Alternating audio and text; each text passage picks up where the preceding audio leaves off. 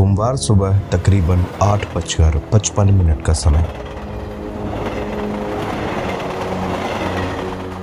लोग ट्रेनों में अपनी मंजिल पर पहुंचने का इंतजार कर रहे थे। चूंकि सुबह का वक्त था तो कुछ लोग चाय नाश्ता कर रहे थे तो कुछ लोग अखबार पढ़ रहे थे और कुछ लोग हल्की नींद में थे। मौसम खुशनुमा था। बारिश की बौछारों के बीच हंसी ठहाकों के साथ ये सफर सुहाना हो गया था।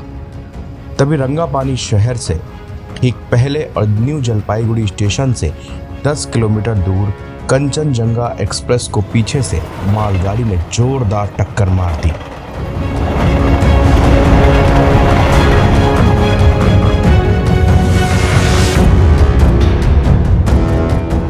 अचानक वो खुशनुमा पल मातम में तब्दील हो गया।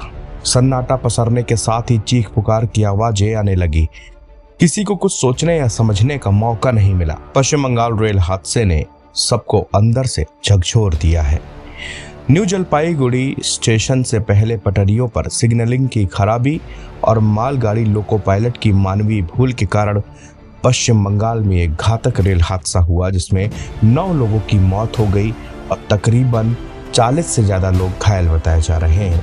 लोगों को बचाने के लिए रेस्क्यू ऑपरेशन चलाया गया मगर इसमें मौसम बड़ी रुकावट बना। उत्तर बंगाल के रंगापानी में सुबह से ही जोरदार बारिश हो रही थी।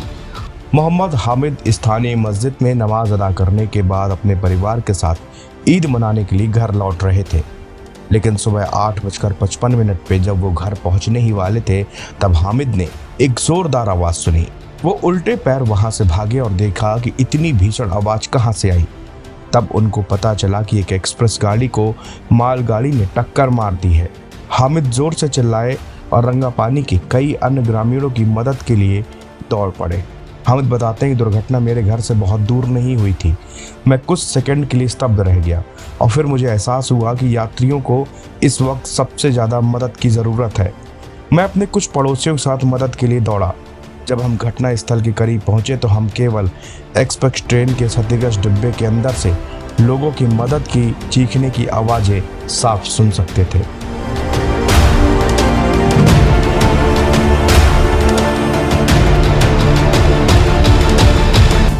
इसके बाद हामिद और अन्य ग्रामीण सावधानी से मलबे में और उसके आसपास पहुंचे। जिनको भी बचा सकते थे उनको बाहर निकाला। हामिद बताते हैं कि हमने कम से कम 7 से 8 यात्रियों को बचाया होगा। इसमें से कुछ गंभीर रूप से घायल लग रहे थे। हमने मालगाड़ी के क्षतिग्रस्त केबिन से ड्राइवर और उसके सहायक को भी बाहर निकाला। साथ ही एक्सप्रेस ट्रेन के गार्ड को भी बाहर निकाला, लेकिन ड्राइवर और गार्ड दोनों की मौत हो चुकी थी। पुलिस हादसे के करीब आधे घंटे के बाद पहुंची, जिसके बाद रेलवे सुरक्षा बल के कर्मियों सहित कई एजेंसियां आ गईं। रंगापानी के एक और निवासी मोहम्मद राजू ने कहा कि वह गांव से देख रहा था कि मालगाड़ी कंचनजंगा एक्सप्रेस से कैसे टकरा गई। उन्होंने बताया कि यात्री ट्रेन धीमी गति से चल रही थी लेकिन मालगाड़ी तेज रफ्तार से आ रही थी। दुर्घटना के बाद 4 डिब्बे एक्सप्रेस ट्रेन के नीचे उतर गए। हमने वहां पर 14 यात्रियों को बचाया और यहां तक कि मुझे भी एक डिब्बे का दरवाजा खोलते के वक्त दाहिने हाथ में चोट लग गई। लेकिन चोट की कोई बात नहीं थी, बस प्राथमिकता थी कि हम कितने लोगों को बचा लें। हर घायल शख्स को उम्मीद थी कि कोई आए और उनको बचा ले। रेल मंत्री अश्विनी वैष्णव ने गुरुवार शाम 4 बजे घटनास्थल का निरीक्षण करते हुए कहा कि सीआरएस रिपोर्ट के बाद दुर्घटना का वास्तविक कारण स्पष्ट हो जाएगा।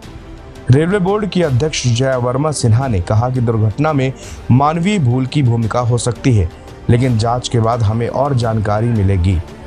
मैं आपको आश्वस्त करना चाहती हूं कि सुरक्षा हमारी प्राथमिकता है।